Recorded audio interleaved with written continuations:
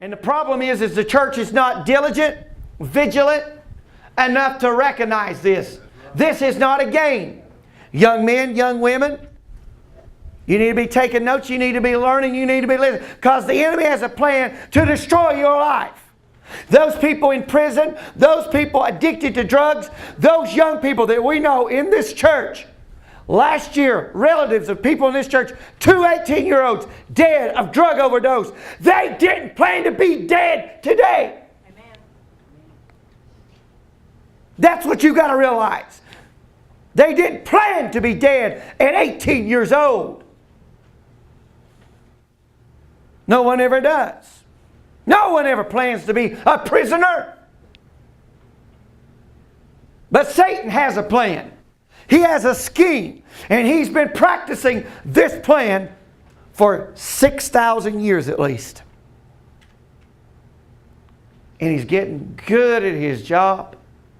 And the church is being lulled to sleep. As a matter of fact, we don't even talk about devils or demons in the church anymore. Hell's never brought up. Most churches, even the good ones out there, talk about the goodness of God, and we believe in that. We talk about the favor and the goodness of God, but we are not ignorant that there is a devil. And a lot of these pictures, these depictions in newspapers and in cartoons, they show you with Satan in hell with a pitchfork down there ruling and reigning, waiting for everybody to die. Oh, to God that He was. But He is not in hell, ruling and reigning. We even got the church believing that. They're preaching it. I ain't never heard a preacher preach that. Yeah, you have. They said when Jesus died, He went into hell and took the keys from death, hell, and the grave from Satan in hell.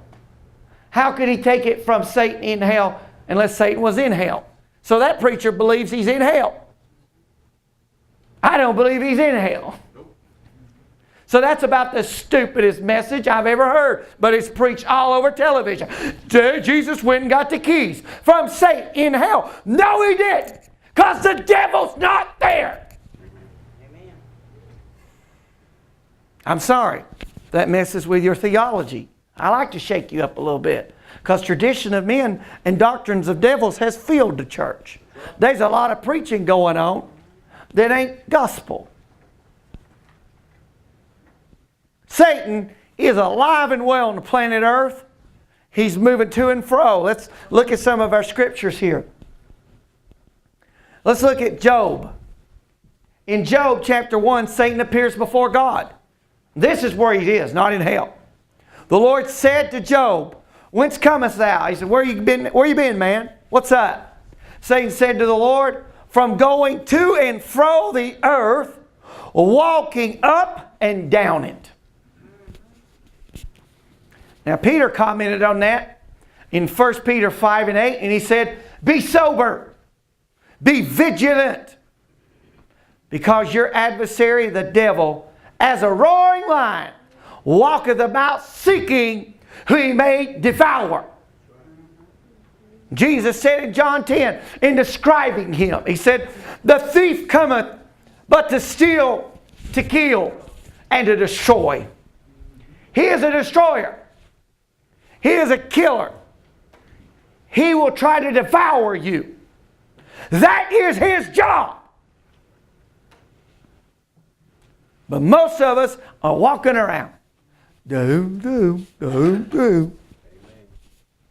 We need to pray. I know I should pray.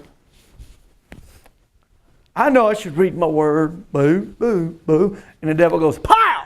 And then we went, "What's wrong, brother? I just can't seem to feel close to the Lord. Can't get my prayers answered. I'm not feeling the Lord." You, listen. There's a discipline to Christianity. The word disciple means disciplined one. If you are undisciplined and you're childlike, you're not going to walk in the power of God. There is a great responsibility with the anointing. Particularly you come into this church. I'm going to be honest with you. This church is not a play church. There's people come and there's people go. Because some people just aren't really ready for commitment. I know y'all don't know anybody like that. And I'm not saying everybody that goes is in that case. But a lot of people do. Because we demand something. The Spirit of God demands something. Not me. I don't demand it. But there's an anointing in this church. There's a presence in this church. Many of you come in and you enjoy it. But then when you get up here, you know, and everybody thinks, you know, just ministering here is like ministering anywhere else. It ain't. I remember, me and him were just talking about it the other day. I just got a chuckle out of it. Calling Brother Michael up, one of his favorite songs is I Can Only Imagine. And I started one Sunday morning, anointing was on, and I was like, I've been battling a respiratory thing for like 2 months where I ain't even been able to sing. And I was like, he loves this song. I'm just going to call him up here and let him sing it. He walked right up here. I handed him a microphone. He looked at me, and all of a sudden this look in his eyes. And he went forward on his face. I remember the first healing service. Christmas was here in one healing service as just sitting on the pew. He didn't minister that time, the first time he came. And he was like, man, this is awesome. I feel great. Then the next one he sings under the anointing. And I called him Monday. He's like, brother, Monday I just barely could get out of the bed. What's up? I don't understand this. While I was going to Christmas vacation, whatever you call it. I hate the word Christmas, but that season, we went to Michigan. I had Jan fill in and minister, and God used her powerfully. I mean, I heard about the power of God hitting people. Christmas was sharing. He said, I walked up there to catch or something, and bam, something hit me, Pastor. And he said, man, I'll tell you, it's strong. But ever since that time, Jan has been in a battle. Satan has tried to blind her. She's been in the suffering from physically, spiritually. The roughest times I've ever seen Tanea go through is having her up here ministering, and then the next week, just going through it. I'm here to tell you, there is a responsibility that you have when you're operating in the anointing. Now, if you want to go somewhere and play church, you can run your mouth, you can sing, but there's a difference between a song service and a worship service. There's no power there. That's why nobody's being delivered. We had deliverance going on right in this church today. That don't go on. There's no power to deliver. There's no power to heal. And they're not winning souls. They're not bringing in people and really ministering and discipling. They're recycling the same old people who go from church to church to church.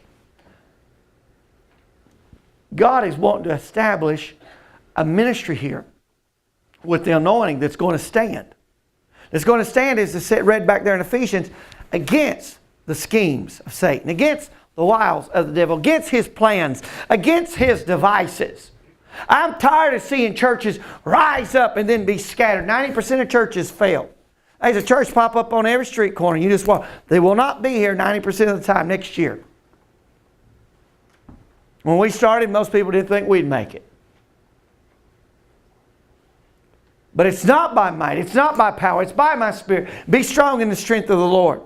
But you've got to know this. The thief comes to steal. Everybody say, steal. Steal. He comes to kill. Say, kill. Kill. He comes to destroy. Say, destroy. Destroy. Now you can say, Brother Jeff, I don't plan on letting him destroy my life. Who did? Go ask the guy sitting in prison for the rest of his life that jumped in the car with his buddies, that was just riding along, hitting some whatever they could pass around, and they pull up to the grocery store, run in and rob somebody, and some nut shoots somebody dead, and they're sitting in there as an accessory to murder and armed robbery, and never been outside the jail cell since 18 years old, and they're going on 40. They didn't plan on being there. That's the 60-year-old man that walks up and down Bloomingdale area they were telling me about, lives in a house, has his house full of young kids doing drugs just so he can get a crack pipe.